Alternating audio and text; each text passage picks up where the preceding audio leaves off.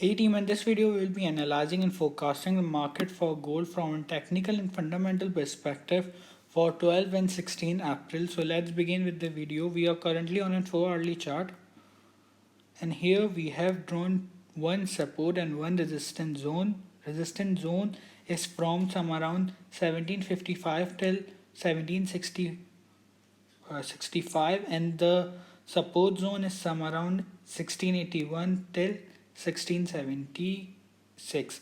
So in the previous week what we have seen that the market did give us a gap, as the market did open on Friday due to the Friday on Monday due to the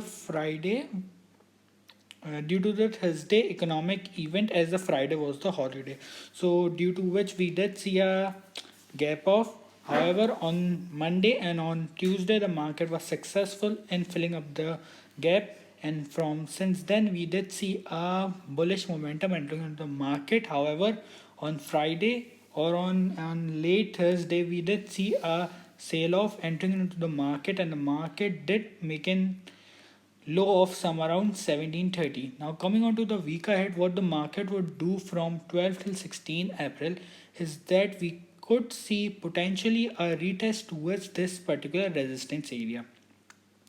So first, coming on to the fundamentals, why we are expecting a retest towards this particular support zone is due to the fact that the gold market have powered higher overnight after Davos Oval and by a Davos statement given by Powell and poor US initial job loss claim, which have sent both US yield and US dollar lower, due to which we can expect an increase in the prices for the gold. And the Fed chairman has stated on a message overnight that he emphasizes on once again Fed policies would be directed towards economic recovery through creating employment while dismissing the inflation concerns. And furthermore, inflation is coming and the gold may benefit from it, especially if this inflation turns out to be more long lasting than the central bankers and market believes. The Fed officials themselves admit that the inflation will jump this year. Indeed, in the last dot plot, the Federal Open Market Committee FOMC expects that PCE annual percent change will soar from 1.3% in December 2020 to 2.4% at the end of 4% at the end of this year. Importantly, their projection increased significantly in the last 3 months when they were amounted an increase of 1.8. So all these fundamental perspective guide us or direct us the way towards that the market would be more bullish in the coming week. However, we could see a slight sell off coming into the market, but that would be just in slight, not a huge sell off as we have seen previously in the market some around at the end of the March. Now coming on to the technical perspective, here what we can draw is a support trend line. This would be the support, and here we can expect that the market would hold on this particular support zone. However, a break through this support zone would indicate that the market could have a slight sell off and a retest towards the area of some around 1719, as previously we have seen that the range of some around 1719 had been facing a choppy movement by the market, since on the chart you can see several times we did see a retest. However, the market was able to pull back. A retest, the market didn't pull back. Here we did see a breakout, then in retest recently some around 5 April, and then we did see a pullback upwards. Now we are more bullish and we would be only looking for long opportunities.